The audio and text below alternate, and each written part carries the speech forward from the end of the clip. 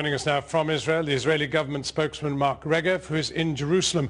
Mark Regev, does Israel accept that it's been using phosphorus bombs, flashettes and fragmentation bombs? As your own reporter said, Israel only uses weapons that are acceptable in NATO forces, that are acceptable weapons used by other Western nations, democratic nations. We use no weapons whatsoever that are illegal under international convention or under international law. These weapons are not illegal under international law, but it is illegal to use them in civilian areas. And that's your allegation. Do you accept that you have been using them in civilian areas? Well, we're currently conducting our own internal investigation because of these sort of allegations. But I think it has to be said, the sort of report that we've just seen is methodologically very flawed. Ultimately, the fact that there was a combat zone, that there was fire, that the people were living, unfortunately, in a military zone where Hamas had turned civilian neighborhoods into places where they store weapons and explosives, where there were difficult firefights. It was almost by your report that Israel went in randomly and killed civilians. That's clearly not the case.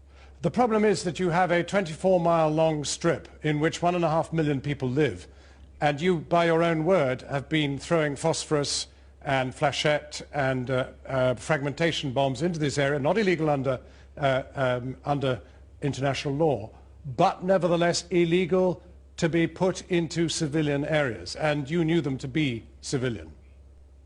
First of all, we're investigating because we take such allegations extremely seriously. But let's be clear here.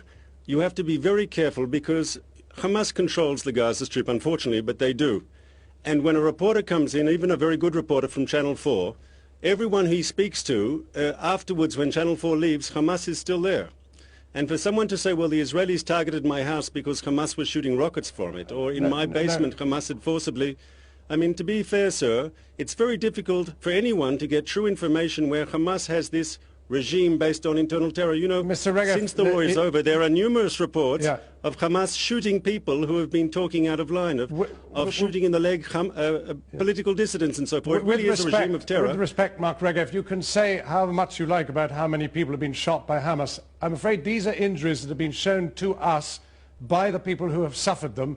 They can't make them up, and they can't be forced to reveal them by Hamas. They showed them to our cameraman and to our reporter, and he has put them out. And Amnesty International also I think that's a bit naive. Happened. I'm sorry, but I think that's a bit naive. When you walk into a totalitarian government where people have injuries, how do you know that some of these injuries weren't caused, for example, by Hamas munitions? But can someone say that to a camera from Channel 4? Mr. Regev, you are now saying that the people in Gaza... not the Israelis who dropped the phosphorus and the fragmentation bombs. It is Hamas. Is that right? Is that your allegation? If you let me make my point, I'll make it very sanely. First of all, I said we're investigating our use of munitions, but you do know that Hamas also uses phosphorus weapons, and they shot them at Israel. That's a documented fact. And I think you should be very careful when you ever, in any journalistic situation, when you interview people who live in an authoritarian regime, you know there are limitations on what they can say. Mr. Regev, with the greatest respect... I'd ask you, sir, can someone living in Gaza say something critical of Channel 4 and not pay to say something critical, to Channel 4 about Hamas, Mr. Regev, and be there tomorrow to answer another question? Was Hamas democratically elected just a couple of years ago?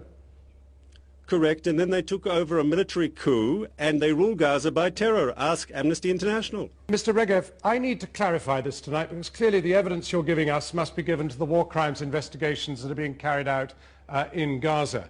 You are saying that our evidence of flashettes, of phosphorus bombs, of fragmentation bombs, of shells that hit balconies and then spewed shrapnel around the walls, these things were done not by Israel, but by Hamas, correct?